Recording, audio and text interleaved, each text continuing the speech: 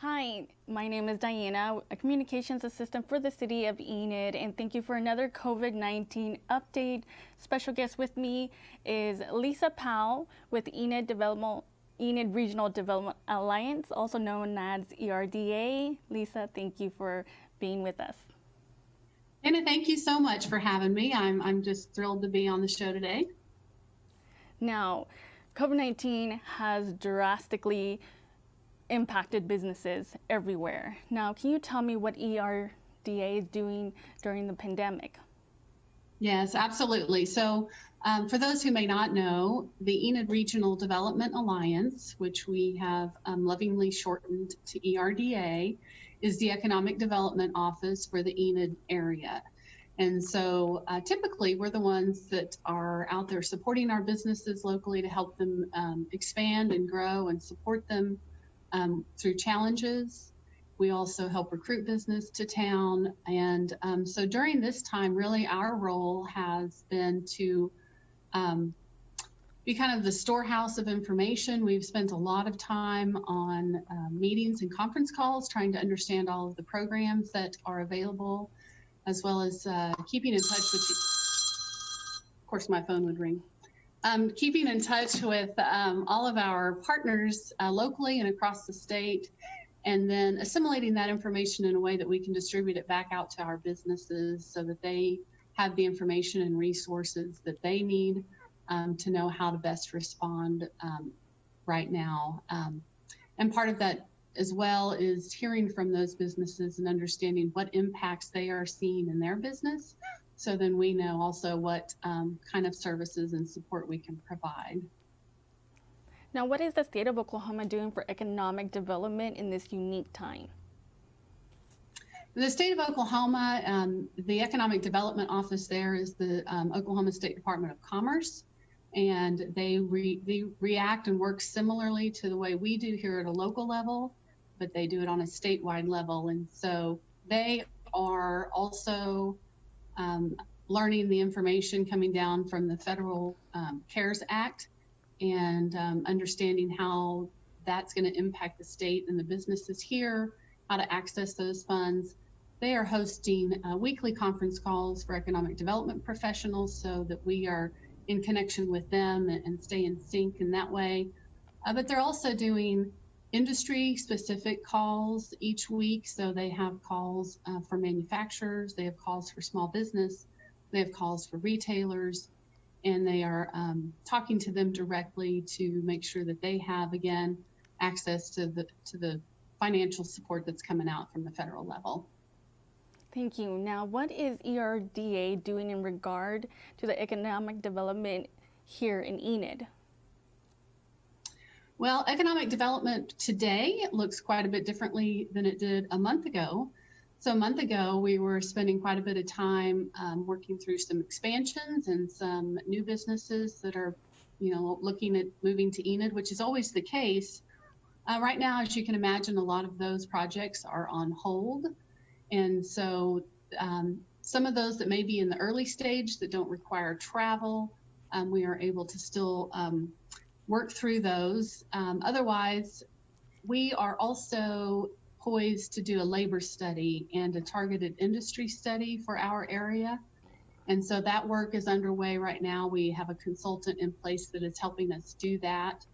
That will give us a lot of great information coming out of this event to help us be more aggressive and proactive in our recovery and taking advantage of any changes in the economy as a result of the new reality when this is over. So, can you tell us ways that businesses that have been deemed essential can create innovative ways to serve their customers? Well, I would say our businesses have been far more creative than maybe I could recommend. And it depends on the type of business that you're in. I've been especially impressed with some of our smallest businesses, some of our smallest retailers and restaurants. They have really adapted in a very short amount of time to doing business online. Many of them may not have had a robust website prior to this. They definitely did not necessarily have online ordering. Our national retailers and national restaurants have always had that capability, and we've seen all of our, I don't know if I could say all, but many of our local retailers and restaurants adopt that model in a very short amount of time. And I think they are being fairly successful with keeping their customers that way and doing the delivery and curbside pickup. So I think that's been fun to watch. I think that is going to be an advantage for them for a long time, even coming out of this shutdown. And then you see our larger manufacturers, a lot of their creativity really has come in with the way that they have adapted their work for their employees and kept their employees safe, and while maintaining their workload, because they are essential businesses, and so they are continuing to work. And so they've done a lot of creative things inside the walls of their plants to create social distancing and make sure people can still work and still stay healthy. Now, what is ERDA doing to support local businesses? Well, we're doing a lot of phone calls, a lot of emails, a lot of surveying. So we did a citywide survey. It's been maybe 2 weeks ago. Gosh, time is hard to keep track of right now. And I know that was a little bit early on in this emergency declaration. And we had about 70 respondents to that survey. Most of them were in financial services and hotel and hospitality and retail industries. And we will redo that survey here at the end of the month to see, what the differences are, obviously, after a month of shutdown.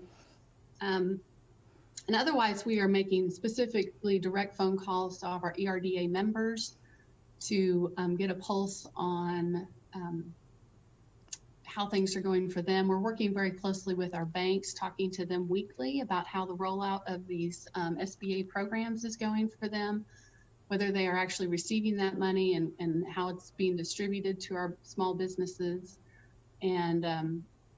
And then working with our partners, like I've mentioned, at Autry and Main Street Enid and Visit Enid, who works with the hoteliers, just to try and capture every segment of the economy and make sure that we're available to help when people need it. So. Now, what kind of help and relief programs are out there for businesses? Well, as everybody's aware, I'm sure, that the federal government did pass the CARES Act, and there are dozens and dozens and dozens of different areas of that act that target different parts of business, parts of different individuals that can take advantage of programs there.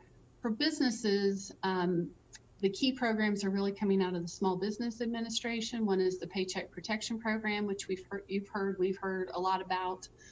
That is the program that really every small business, and small business by definition from the SBA is somebody who has 500 employees or fewer. And so 99% of the businesses in Enid are classified as small business. And so small businesses can apply with their local lenders. So you need to go to the bank here in Enid where you bank, or if you bank out of town, you need to go to that lender first. And they should be able to take your application, and that application, you can apply for your 2.5 times your average monthly payroll. And that is intended for you to be able to keep your employees on staff and for you to continue to pay them for the next 8 weeks and keep them connected to your business, so that when this shutdown is lifted, that you can rebound and get right back to work as quickly as possible, because your employees will still be there. It will also alleviate some of the burden on the unemployment system and keep those employees from having to claim unemployment. But that is the quickest way to receive direct money for your business to help you through this shutdown. There are other programs. There's an emergency economic impact disaster loan through the SBA. That's a maximum of $2 million. That loan can extend up to 30 years and has a 3.75% interest rate with it. And when you apply for that loan, you also will be eligible for a $10,000 grant right up front. to help with your immediate expenses on payroll. And whether or not you're approved for that grant, for that loan, overall, you still get to retain that $10,000. That loan can be used for other things beyond payroll. So if you have other debts or other expenses that you need to cover, that's the difference between that loan and the PPP program. Other things you may have heard, your federal income tax filing deadline has been extended to July 15th. Also, any business that currently has an SBA loan through a 7A or 504 loan, the federal government and the SBA is going to make your loan payments for you for the next 6 months. And so that's another way they're trying to help.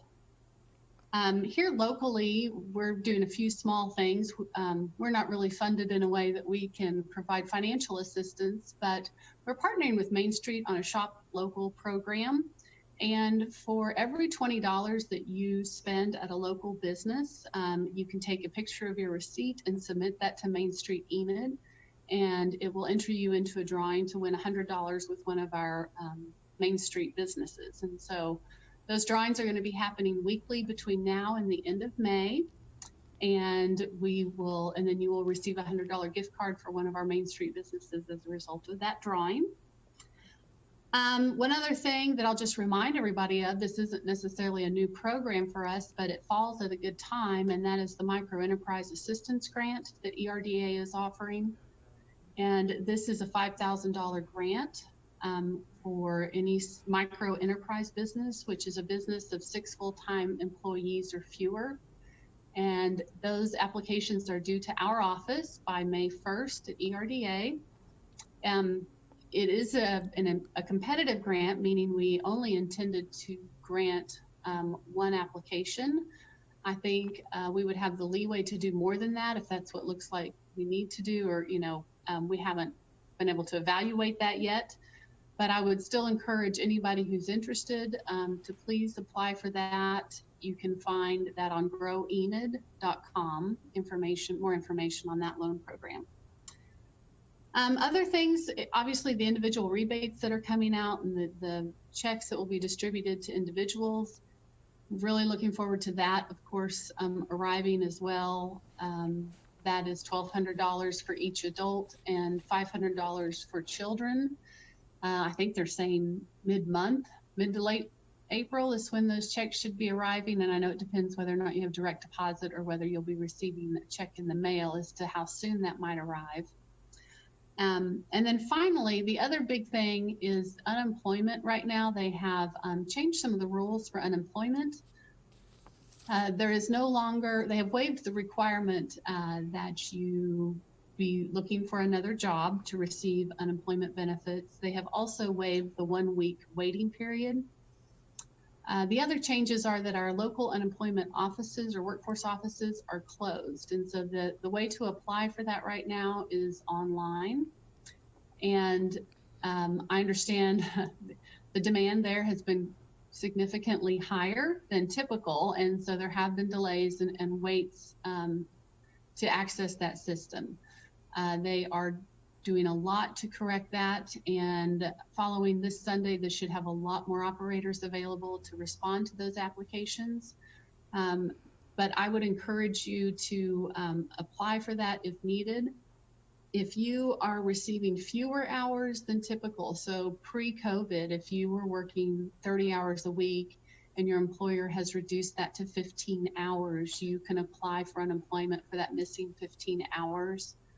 If you are self-employed, you can apply for unemployment insurance right now, which is not something that's usually available, and that's also true for 1099 contract employees, but you may also apply for unemployment. And so if you are not doing the work today that you would typically do, and it is a result of this COVID-19 epidemic, then you are definitely eligible for unemployment. And so please don't sit back and think that you will wait this out, or you're not going to bother to apply, or, this money is intended to keep you whole during this time. And so I really encourage everyone, whether it's a business applying for PPP or individuals who need to apply for unemployment, I really encourage you to do that. Now, you touched on unemployment. There are several questions about self-employed individuals. Does this apply to them too? It does. Beginning tomorrow, self-employed individuals can also apply for unemployment. You would estimate your average monthly income based on 2019 income that you are typical to receive as a self-employed person, as a sole proprietor. And those would be the figures that you would use in helping the OESC calculate your unemployment. There's some documents that they would require for you to document that for them. But yes, definitely self-employed are also eligible. And depending on your situation, if you are self-employed, you may also apply for the PPP program. And so I've worked with some clients this week who are sole proprietor, and their business has been drastically impacted. Everything basically is shut down right now, so they are not able to do business as usual. And so they are able to use their typical earnings from 2019 in their application for the PPP. And so they would be able to take that monthly average times 2.5%, and that would be what they would be awarded through that program as a grant if they use that to pay payroll. In this case, it would be their own payroll. So there's a couple options there. Now, how has all the changes affected manufacturing businesses, retail, restaurants, construction, and offices? How has this affected them, and is the relief helping them? In talking with our banks, the PPP program really is going to be the first money that anybody sees. I don't think that any of that money has been awarded yet. Hundreds and hundreds of applications have been received by our banks here in Enid just since Friday. Those loans have been approved by the SBA, and the banks are in the process now of distributing that money. I haven't heard as of today that any of it's been distributed, but I would think in the next couple days we're going to start seeing that.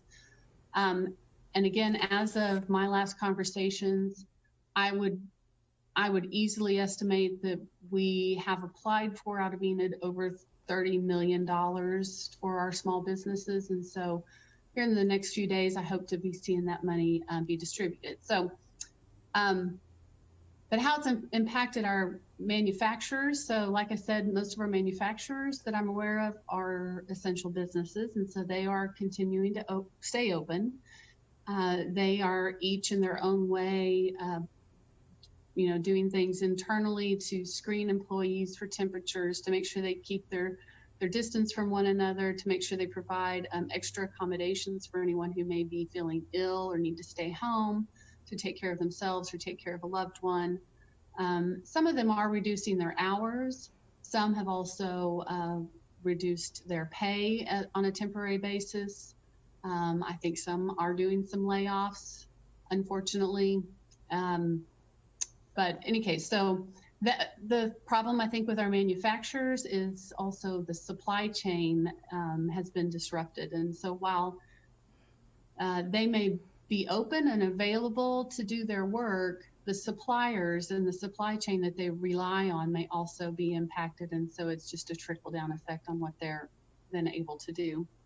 Our retail nationally, you can see many of our national stores have just decided to shut down completely. So you can see that and that's not permanent shutdown, let me not say that, just temporarily shut down. And that looks like that's been Penny's and Ulta and Famous Footwear, some of those national brands. What's been beneficial, I think, it's given our local retailers kind of a leg up because they're the only place to shop right now. So I think they are still trying to hang on and like I mentioned, are doing a lot of online shopping. Restaurants are the same way. Everybody's familiar now with how to order online and go pick up or carry out. And we're seeing that both locally and nationally. I know that has drastically impacted the number of employees that they require to run their restaurants. And so those are the type of employees that we are probably seeing on unemployment right now. Construction projects seem to be moving along as usual. So we have a lot of construction underway. Even here at the Autry Technology Center campus, I know there's a big construction project. Our wind farms are still under construction. And as a result, then the effect on our hotels is not as bad as it could be, because they do have a lot of those construction workers still staying in town. But obviously hotel occupancy is way down because you don't have the typical business travelers. Offices, I would say most people who work in an office are hopefully working remotely and learning how to work from home. And but otherwise, I think their operations are continuing as much as possible. Now, with all the changes, do you think when things are back and reopen, will there be a lingering effect, or will things go back to normal? Well, there's bound to be a lingering impact of this. You'll hear them say that, this virus is not going to go away, even if and when we do reopen here later this summer. It will likely be back in the fall, just like typical flu viruses are. They'll have a resurgence in the fall. It will continue with us to the spring, die out again, and then just become a part of our regular cycle of virus that we deal with every year. And so psychologically, obviously, this virus has been had a different impact on us than other viruses, and it's made us change our behavior. And so I think businesses are going to have to learn to adapt long-term to some of these changes in the way we look at going out and eating at restaurants, or shopping with other people, or going to events with other people, or traveling. And so we're looking ahead while we are trying to make sure that everybody gets through this time of shutdown. We're really focused on how to reopen and how best to do that. You're hearing, restaurants maybe sitting tables further apart, or keeping that 6-foot distance marking on the floor with the tape, like you're seeing at some of our retailers. I think what I'm excited about, though, is some of the things that we have rolled back regulation on to allow more of, such as telemedicine or online learning, or online meetings like we're doing here, are things that are not going to go back to the way they were before. And I think there's a lot of opportunity there for new ways of doing business, and a lot of benefits to us here in what we call rural Oklahoma, especially in the way of telemedicine. I'm anxious to see how that may stay, whereas we didn't have as much access to it in the past. There's going to be even a stronger focus on broadband service. I mean, we thought that the feds and everybody were aware and focusing on the need for broadband in rural areas, but I think this has really shined a spotlight on the demand and need for that. And so I think we're going to see even more resources come out to support expanded broadband access for Enid and rural areas, which will be good for us long term. I think there'll be more of a focus on remote workers and a remote workforce. The more your office or your place of business has the ability to work remotely, the more resilient it is to shutdowns like this, whether it's as a result of a virus or it's a result of a natural disaster such as a tornado. And so we will be also focusing on resiliency plans for businesses going forward, so that we can springboard from this experience into making sure that all these businesses that we work with have resiliency plans, so that we can remain open and continue to do business in the future despite another natural disaster like this one. I agree. So overall, do you believe that businesses will benefit in the long run with all the innovation and creative ideas that they're implementing to keep serving their customers? Absolutely, I do. I think particularly here in Enid, Oklahoma, and Oklahoma on a broader sense in this part of the country stand to benefit from the outcomes of this epidemic in the sense that, knock on wood, as of this date, we are less impacted than some of our coastal cities. That's going to allow us to rebound more quickly. Those places, obviously New York's an easy example, that have had such a widespread illness and shutdown. It is going to be much more difficult for those economies to recover. And so we hope that we're in a good position to help the country recover by doing some more of that work here in the central part of the state, or I should say the country and the state, and even Enid, Oklahoma. And so I think that bodes well for business for us in the future. I think it'll give us an opportunity for growth. And like any major crisis that has happened like this over the decades and centuries, it always causes a pivot in the economy and the way we do things, but that doesn't necessarily mean that it's a bad pivot. It's just going to be different. But I think with the creativity I see in our businesses here in Enid, we're going to pivot right along with it and take advantage of the opportunities it provides us. So I'm looking forward to getting there. Thank you, Lisa. We do not have any live Facebook questions, so thank you for taking your time to speaking with us. Thank you for the work that you are doing through ERDA and all the workforce at ERDA. I know that businesses right now are being supported by ERDA and organizations like ERDA. So join us tomorrow for another COVID-19 update at 1:30 with another update with the Garfield County Health Department. Thank you. Thank you.